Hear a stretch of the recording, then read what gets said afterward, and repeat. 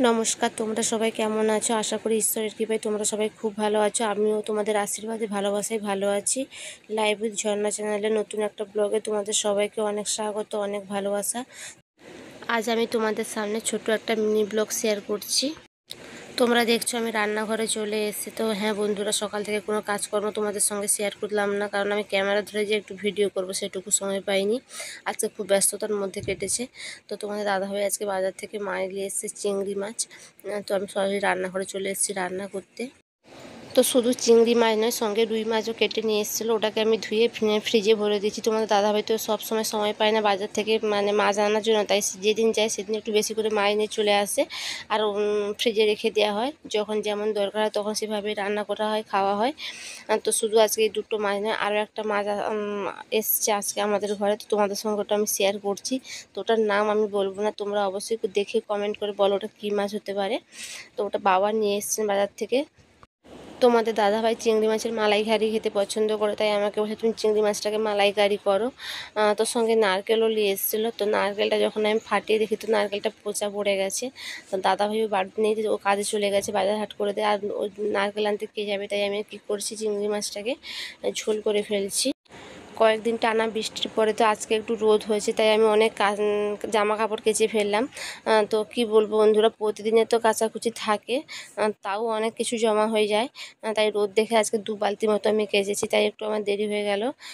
তাই সেরকমভাবে কিছু রান্না করছি না, এই মাছের ঝোল করছি।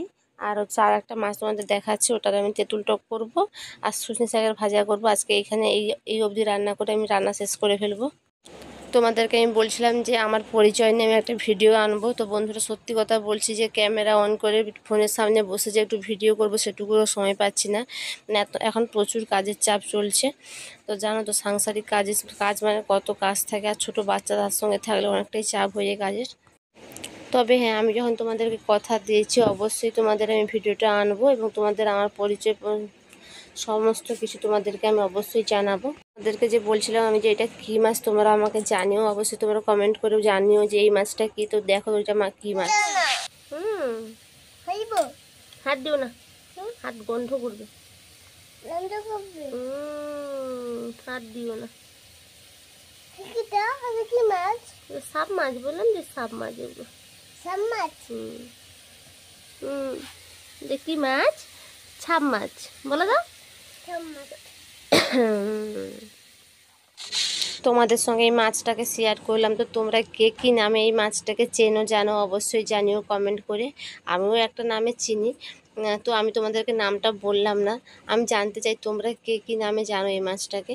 তো আমার শ্বশুরমশাই, আমার বাবা, উনি এই মাছটা খেতে খুবই ভালোবাসেন, তাই নিয়ে এসেছেন, অনেকদিন পরেই নিয়ে এসেছেন। তো আমি এই মাছটা একদম খেতে ভালোবাসি না, আমি খাই না বলতে, এবং তরকারি হলে ওই তরকারিটাই আমি খাই না। তো এই মাছটাকে অনেক রকমের রেসিপিতে রান্না করা যায়, টক করা হয়, ঝোল করা হয়, তেল ঝাল করা হয়। আরও একটা আমাদের শাশুড়ি মা রান্না করেন, বলে টক পোড়া, ওটাও রান্না করা যায়। তো এটা মাছটাতে অনেক রকম রেসিপি রান্না করা হয় এবং খেতে খুব টেস্টি হয়। তো আমি খেতে ভালোবাসি না বলে কোনোদিন খাই না, কারণ এই মাছটাকে দেখলে যেন আমার একটা কেমন অস্বস্তি হয়, মানে সাপ সাপ মনে হয়, তাই আমি খেতে একদম পছন্দ করি না এই মাছটা। আমাদের বাড়ির সবাই খায় এই মাছটা, কিন্তু শুধু আমিই খাই না। তো আজকে আমার এই ব্লগটা তোমাদের কেমন লাগলো অবশ্যই জানিও। আর তোমরা তো জানো দিদিভাইয়ের ব্লগ মানে সেই রান্নাঘর, রান্না বান্না, সাংসারিক কাজকর্ম, এইসব নিয়ে আমার ব্লগ থাকবেই, কারণ আমি তো ঘরের মধ্যেই থাকি। সাধারণ গৃহবধূ মানে তোমরা জানো, সেই ঘরের কাজকর্ম সবইতে থাকবে আমার কাজের মধ্যে। যারা আমার চ্যানেলে নতুন বা আমার চ্যানেলটাকে এখনও সাবস্ক্রাইব করোনি অবশ্যই সাবস্ক্রাইব করে নেবে, পাশে থাকা বেল আইকনটি অবশ্যই প্রেস করে নেবে নতুনত্ব ভিডিও দেখার জন্য। তো সমস্ত রান্না আমি ক্যামেরা বন্দি করতে পারিনি, তো যেটুকু করেছি ওইটুকু তোমাদের সঙ্গে শেয়ার করলাম। তোমরা সবাই খুব ভালো থাকবে, সুস্থ থাকবে এবং পরিবারের সবাইকে খুব খুব ভালো রাখবে। তো আজকের ব্লগটা আমি এখানে শেষ করছি। টাটা, আবার দেখা হচ্ছে নতুন একটা ব্লগে। বাই।